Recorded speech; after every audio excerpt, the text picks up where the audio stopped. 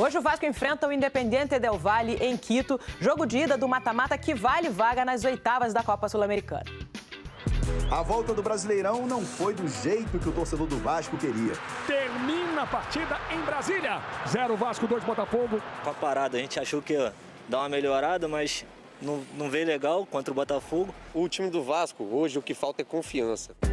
Desde domingo, a equipe está em Quito, trabalhando para deixar para trás os erros da derrota de sábado para o Botafogo. Seleção errada de passe e uma demora que a gente não tinha tendo desde quando eu cheguei aqui de fazer retorno defensivo. Isso a gente não podia ter errado e são correções fáceis de serem feitas. Hoje o time tem pela frente o Independiente del Valle, primeiro jogo do mata-mata que vale vaga para as oitavas de final da Copa Sul-Americana. A equipe deve ir a campo com Léo Jardim, Paulo Henrique, João Vitor, Lucas Freitas e Lucas Piton. Hugo Moura, Tietê, Garrel, Alex Teixeira, Nuno Moreira, Ryan e Verrete. Felipe Coutinho, que foi substituído no jogo contra o Botafogo, não viajou para o Equador, porque está com dores na panturrilha esquerda. O volante Thiago Mendes, recém-contratado, ainda não estará à disposição. O treinador já sinalizou que o elenco precisa de mais reforços.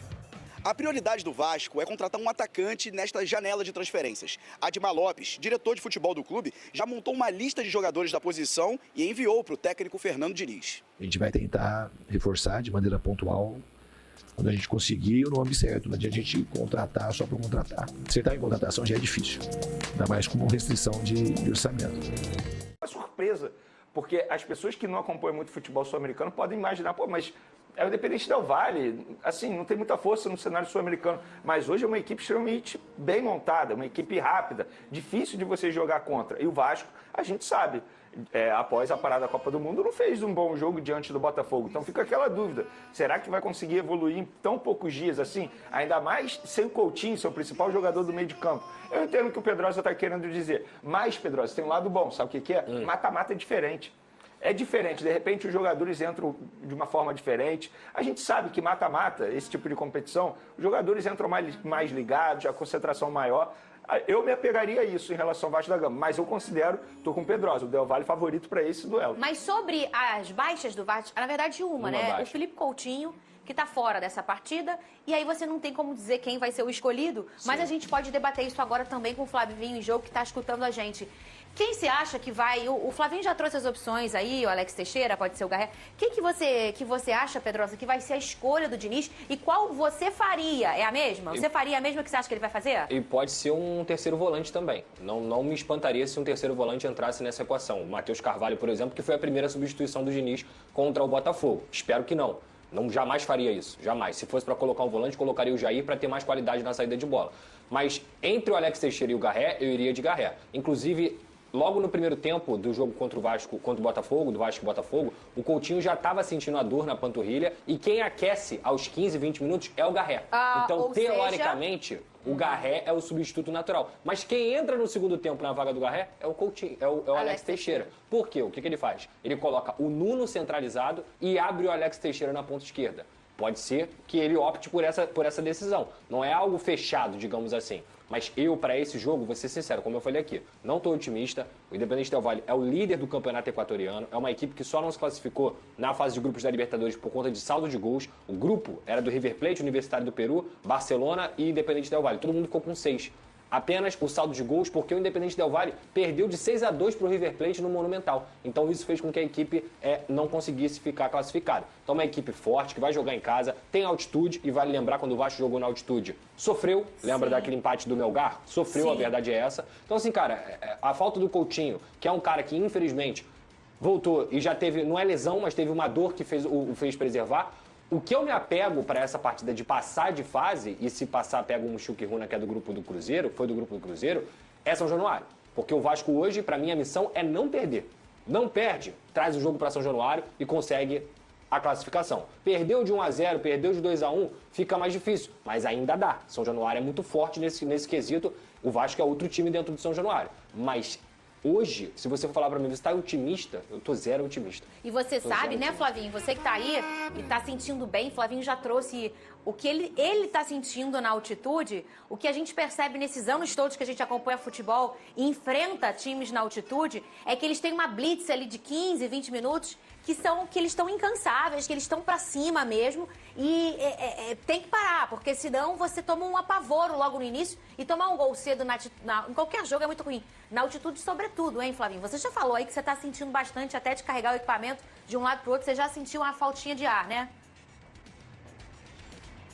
Impressionante, Fernanda. Fico imaginando para jogar bola, para correr aqui, o desgaste é muito maior, o ar acaba, você puxa e ele não vem. Eu subi aqui as escadas, vim num pique aqui, trazendo equipamento junto com o André e parei aqui para respirar. Não sinto isso aí no Rio de Janeiro, ao nível do mar. Então é algo que realmente faz muita diferença. Um outro ponto, além do fôlego, de faltar pulmão, no caso, né?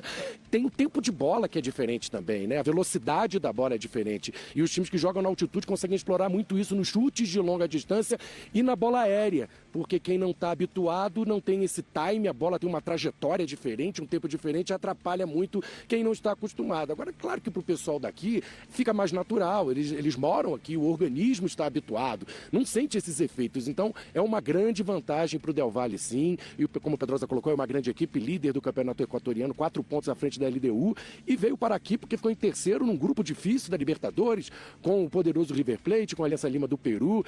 Então tem que ser respeitado realmente o Del Valle. Acho que um empate hoje para o Vasco seria um ótimo resultado para ele decidir na próxima semana. A gente, né, já lembra que na terça-feira que vem já tem o jogo da volta em São Januário, onde o Vasco vai definir se passa ou não. Sobre o substituto do Coutinho, eu iria com o Garré. Concordo com o Pedrosa. O Alex Teixeira não vive um bom momento, até vi um levantamento, mais de 20 jogos que não faz um gol, não dá uma assistência para gol, então não atravessa uma boa fase. Já há muito tempo o Alex Teixeira, desde que voltou, não repetiu aquele bom futebol. Então apostaria no argentino, que tem características um pouco mais parecidas com a do Coutinho. Eu revirando os jornais e sites aqui, né, do Equador, vendo o que eles falavam do Vasco da Gama, o Javier Rabanal, técnico do Del Valle, elogiou muito o Vasco. Não poderia ser diferente, que ele tem que ser político também, mas disse que os jogadores são muito rápidos, muito técnicos. Elogiou bastante o time do Vasco, assistiu a última partida contra o Botafogo e ele disse que ele chegou a imaginar que o Vasco sentiria falta de ritmo, porque ficou um mês sem jogar por causa da Copa do Mundo e o Campeonato Equatoriano não parou como o Campeonato Brasileiro, então eles vinham jogando. Mas ele disse que do que viu da partida contra o Botafogo, falta de ritmo não vai ser problema para o Vasco, a opinião do técnico equatoriano. Uma outra curiosidade, aí tem um site aqui que para promover o jogo destacou com 2 fotos. Olha que vem aí o time brasileiro poderoso, a foto do Coutinho e do Payet. Eles não vão jogar, o Payet já está fora do Vasco e o Coutinho nem está aqui em Quito, e esse jornalista não pesquisou como a gente, anunciando a presença do Payet e do Coutinho hoje. O pessoal de casa sabe, a gente vem falando, o Coutinho é desfalque, o Payet também. Ninguém vai jogar, o Payet já está fora do Vasco, mas teve um cara que embarcou nessa para promover o jogo, acredita, Fernanda e amigos? E às vezes a gente vê também no Brasil, né, Venê? Olha aqui, e diz que esse rapaz botou assim também, cuidado com as bolas paradas do Nenê. Tava lá também no site. Ele deu um Google e deve ter colocado principais jogadores Vasco 2025. Aí apareceu o Payet, que já foi embora do Vasco, e o Coutinho, que não vai jogar hoje, Venê Casagrande. Ô, Venê, você escolhe, assim como o Flavinho e o Pedrosa, o substituto, não sendo o Alex Teixeira, sendo o Garré, no lugar do Coutinho, que não joga hoje? Olha, talvez eu olhasse por um pouco diferente para esse cenário desse jogo aí. Como é uma equipe extremamente veloz, o Del Valle, eu talvez começasse com 3 volantes. Sim. Não sendo mais defensivo, mas preocupado com essa transição rápida da equipe equatoriana. Porque quando você começa com Garré, você tende a partir mais para cima. Só que estamos falando de uma altitude. Como é que os jogadores vão se adaptar a essa altitude? Isso também precisa ser conversado entre Fernando Diniz e os jogadores. Porque, de repente, o Garré é um jogador que sente mais altitude que um outro volante, por exemplo. Estou dando aqui um exemplo. É algo conversado, porque é um cenário totalmente atípico. Não é um jogo normal de se jogar. O próprio Flavinho mencionou aí que ele estava sentindo o efeito da altitude e ele nem correu em campo. Apenas carregou alguns aparelhos ali. Imagina um jogador correndo. Então, assim, um jogador sente mais que o outro. Isso precisa ser conversado. Mas te respondendo, Fernandinho, eu começaria com 3 volantes. Assim, quem vai jogar, para mim, pouco importa.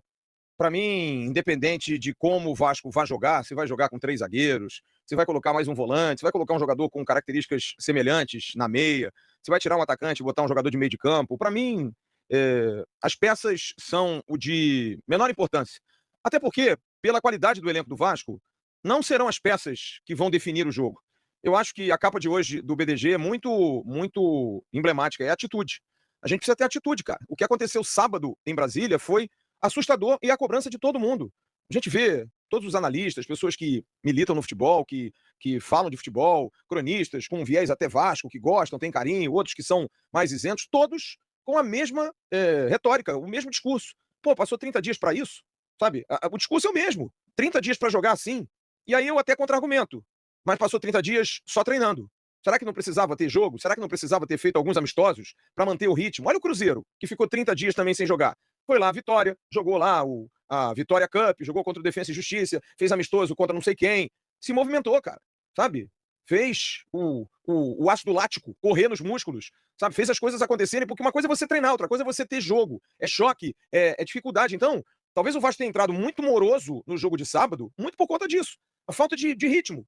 E é uma coisa que eu também tô cansando, e realmente cansei muito. O Vasco é o clube que arruma o maior número de desculpas para absolutamente tudo, cara. Hoje a gente já sabe que se o time perder, qual vai ser a desculpa?